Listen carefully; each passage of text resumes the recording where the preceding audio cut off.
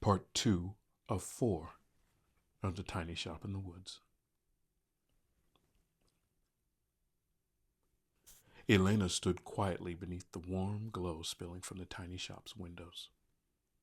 The brass bell above the door gave another gentle chime. Not loud enough to startle, only soft enough to invite. She rested her fingertips against the weathered wooden door. It felt warm, almost as though it's been sitting in the afternoon sun, even though the evening had already settled across the park. She took one slow breath and stepped inside. Immediately, the world outside seemed to grow quieter. Not silent, just farther away. The sound of distant traffic disappeared. The rustling of leaves became a whisper. Even time itself seemed to slow its pace. The room wasn't large. In fact, it was surprisingly small. Shelves lined every wall, each filled with tiny glass bottles that shimmered with soft colors. One glowed like moonlight on water. Another carried the pale pink of early dawn, and one looked as though it contained drifting snow. None of the bottles had labels. None needed them. Each seemed to carry a feeling instead of a name. The air smelt faintly of cedarwood, fresh rain, chamomile, and something Elena couldn't quite place. It smelled like relief. Behind a small wooden counter stood an elderly man. His silver hair curled gently around his ears. He wore a simple wool sweater beneath a linen apron that looked as though it had been hand-stitched many years ago. His eyes smiled long before the rest of his face did. "Good evening, Elena." She froze. You know my name?" He nodded as though she'd asked whether the sky was blue. "I know the names of everyone who finds this place." 100 questions rushed into her mind. Who are you? How do you know me? What is this place? Why have I never seen it before? Instead, only one question escaped. "Where am I?" The old man smiled gently. "Exactly where you needed to be." He motioned toward a small chair beside the counter. She sat, not because she trusted him completely, but because something inside of her finally felt safe enough to rest. For several moments, neither of them spoke. The old man simply poured steaming tea into 2 small ceramic cups. He slid one toward her. "I didn't order this." "No," he smiled, "but you needed it." She wrapped her hands around the warm cup. The heat spread slowly through her fingers. She hadn't realized how cold she'd been. After a long silence, the old man spoke. "You've been carrying something heavy." Her eyes filled before she could even answer. Not because she'd been asked, but because no one had noticed until now. I keep thinking Her voice caught. that if I worked harder, or if I smiled more, or worried less, maybe everything would finally fall into place." The old man nodded. "And has it?" She looked down into her tea.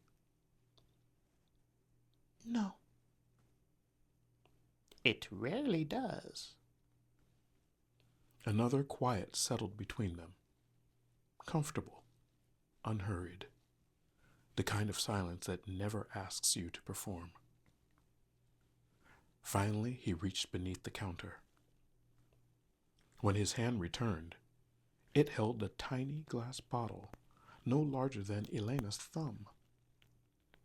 Inside drifted a golden mist that moved like slow morning clouds.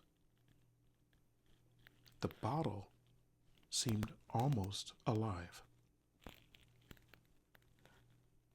Not magical in a loud way, magical. The way fireflies are magical, or moonlight on a quiet lake. He placed it gently in her palm. I can't accept this. You already have.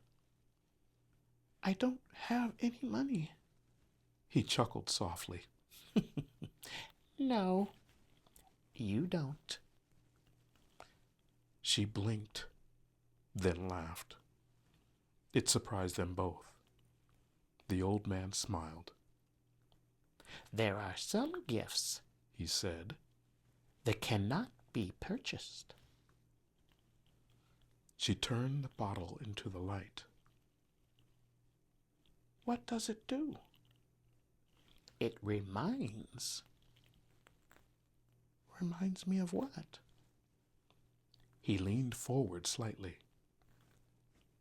Something you've spent a long time trying to earn that has always belonged to you. She frowned. I don't understand. You don't need to.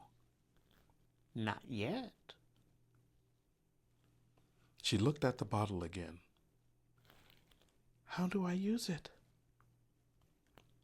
When the house is quiet, when you're ready, open it. Will it fix my life? His eyes sparkled kindly. Oh, my dear, if it did, you would never discover how strong you've been all along. She slipped a tiny bottle into her coat pocket. Will I see you again? If you need to. She smiled. I'll probably need to. I know. As she reached for the door, she paused. One more question. Yes. What is this place? The old man looked around the shop as though seeing it for the first time. It's simply a place that appears when someone has carried enough. Before Elena could ask another question, the brass bell chimed. A cool breeze brushed against her face. She stepped outside. The park looked exactly as she remembered it. The pond shimmered beneath the first stars. Crickets sang softly in the grass. She turned immediately. The shop was gone. Only 2 old oak trees stood where it had been. She stared, walked forward, touched the bark. Nothing. No building, no windows, no sign, just trees. Her hand instinctively slipped into her coat pocket. The tiny bottle was there, warm, real. She hurried home, unsure whether or not she was dreaming. That evening, she made herself a simple dinner she barely tasted. She folded laundry, watered the small fern on her windowsill, read 2 pages of a book without remembering a single sentence again and again. Her eyes drifted toward the tiny bottle resting on her bedside table. Outside, the town slowly fell asleep, one by one. Each apartment light disappeared. The world became quieter. She climbed beneath the blanket, picked up the bottle, held it in both hands. Its golden light pulsed slowly, like a peaceful heartbeat. She remembered that the old man's words were, "When the house is quiet." She smiled to herself. I suppose it doesn't get much quieter than this. Carefully, she twisted the tiny glass stopper. For one brief moment, nothing happened. Then, a single thread of golden light floated upward. It sprawled gently toward the ceiling. Another followed, and then another. The room filled with tiny ribbons of warm light dancing through the air like crazy fireflies. The light gathered together above the foot of her bed, growing, turning, stretching, until it became the shape of someone no taller than a house cat. He wore simple robes the color of morning clouds. His silver hair drifted gently as though it was underwater. His eyes twinkled with kindness. He yawned and stretched, looked around the room, and smiled. "Oh," he said warmly, "I was hoping it would be with you." He placed one hand over his heart and bowed. "My name is Saffir." He looked up with a smile so gentle it instantly eased her fear from Elena's face. "And if you have opened the bottle, I'm guessing your heart is very tired." He floated down until they were eye level.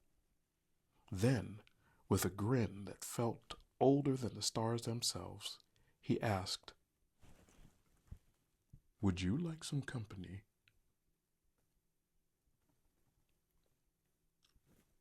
I'll see you for part 3.